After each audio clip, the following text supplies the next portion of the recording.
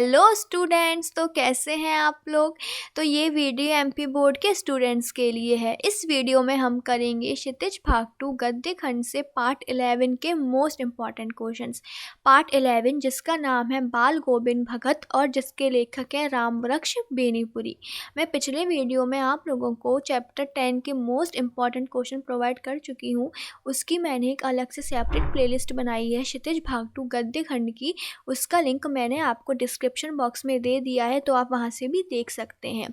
और इससे पहले मैंने ब्लूप्रिंट के हिसाब से इकाई फर्स्ट और इकाई सेकंड के सारे टॉपिक कवर करा चुकी हूँ और उसका लिंक भी मैंने आपको डिस्क्रिप्शन बॉक्स में दे दिया है, आप वहां से देख सकते हैं। तो चलिए ये वीडियो शुरू करते हैं।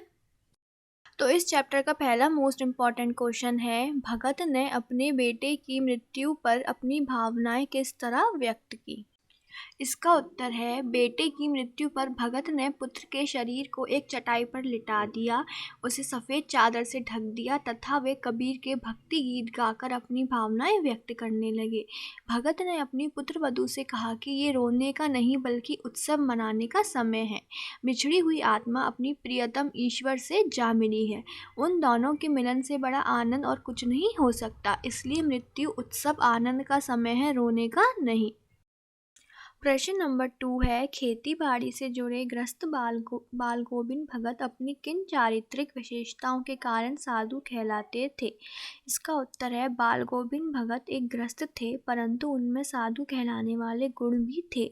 वे कबीर के भक्त थे, उन्हीं के आदर्शों पर चलते थे, उन्हीं के गीत गाते थे। वे सदा सत्य बोलते थे और स्पष्टवादी थे। उनके व्यवहार में छल कपट नहीं था। वह किसी से भी दो टुक बात करने में संकोच नहीं करते थे, ना किसी से झगड़ा करते थे। वे दूसरे की वस्तु को छूते तक ना थे, बिना पूछे दूसरे की वस्तु का उपयोग भी नहीं करते थे। उनमें लालच बिल्कुल भी नहीं था।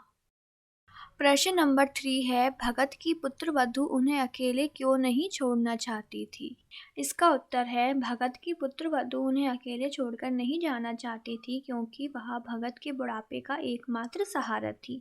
उसके चले जाने के बाद भगत की देखभाल करने वाला और कोई नहीं था।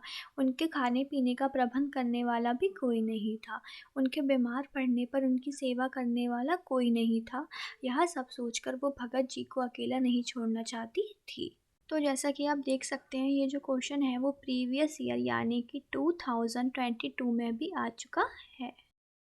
प्रश्न नंबर 4 है, बाल गोविंद भगत के व्यक्तित्व और उनकी वेशभूषा का अपने शब्दों में चित्र प्रस्तुत कीजिए। तो इसका उत्तर है, बाल गोविंद भगत मंझले कद के गोरे चिट्टे आदमी थे।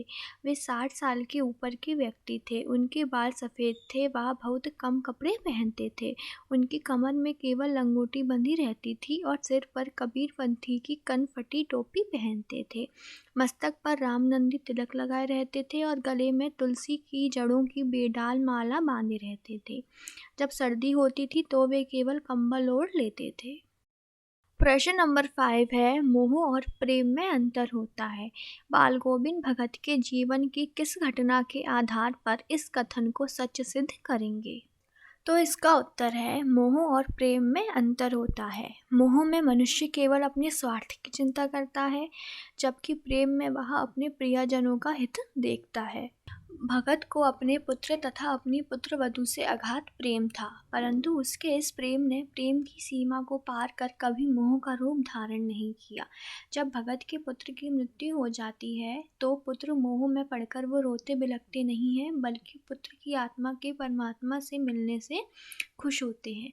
वह चाहते तो मोहवश अपनी पुत्र वधू को अपने पास रोक सकते थे, परंतु उन्होंने अपनी पुत्र वधू को उसके भाई के साथ भेजकर उसके दूसरे विवाह का निर्णय किया। तो बस इस चैप्टर के इम्पॉर्टेंट क्वेश्चन ख़त्म हुए।